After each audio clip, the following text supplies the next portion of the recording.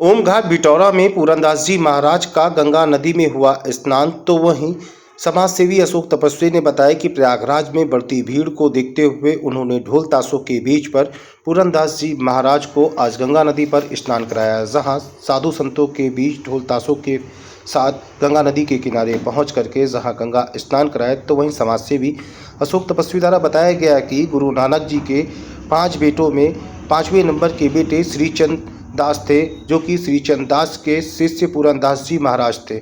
उनके वह शिष्य हैं और उन्होंने गंगा नदी में पहुंच करके उनका स्नान कराते हुए जहां ढोल ताशों के बीच शोभा यात्रा निकाली। तो वहीं साधु संत भी मौजूद रहे। ये पूरा मामला फतेहपुर जनपद का है, जहां हुसैनगंज थाना क्षेत्र के ओम घाट में बुधवार दोपहर 2 बजे बड़ी संख्या पर ढोल ताशों के साथ पहुंच करके समाज सेवी अशोक तपस्वी ने पूरनदास जी महाराज का गंगा स्नान करवाया। तो वहीं गंगा स्नान कराते हुए बताया कि प्रयागराज में बड़ी भीड़ को देखते हुए उन्होंने प्रयागराज ना जा करके उत्तर वाहिनी गंगा नदी पर फतेहपुर जनपद पर ही उनका स्नान कराया। उनका स्नान कराने के बाद जहां उन्होंने गंगा आरती की। गंगा आरती के उपरांत उन्होंने बताया कि लोगों से अपील की कि प्रयागराज में बढ़ती भीड़ को देखते हुए अपने आसपास गंगा नदी पर स्नान कर लें और उसके बाद भीड़ कम होने के बाद वह गंगा नदी पहुंच करके दर्शन करें और स्नान करें।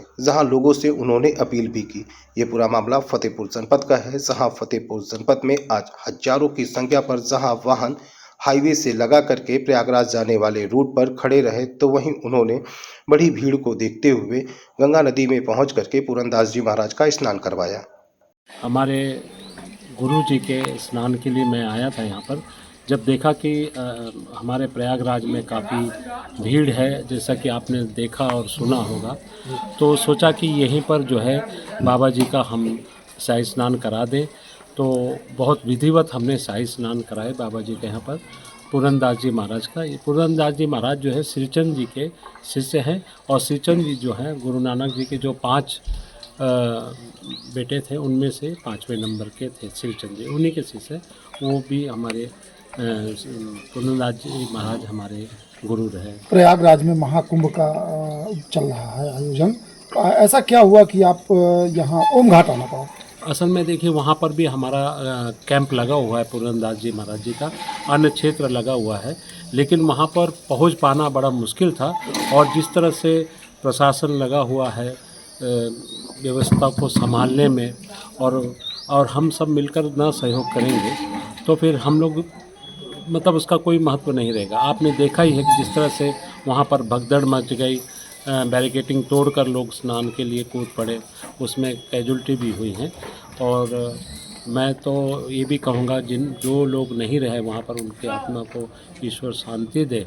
और इसके बाद भी जो अभी और भी पर्व हमारे हैं, तो सब लोगों से यही अनुरोध है कि थोड़ा सा धैर्य रखें और सब कोई स्नान करके जाए। जो भी हमारे पूरे देश से आए हुए हैं, तो वो स्नान ही करके जाए, ये ना सोच के लौटे कि हम स्नान नहीं कर पाए।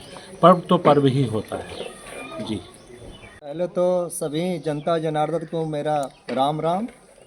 और मैं जैसा समझ पा रहा हूँ कि मौनी अमावस्या एक जो है साधना रही है सनातन धर्म का, हिंदू धर्म का।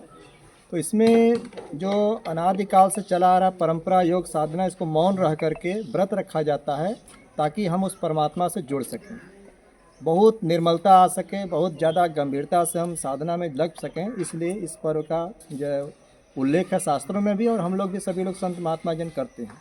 ये सनातन धर्म का, सनातन पद्धति का बहुत बड़ी साधना रही है मौनी अमावस्या।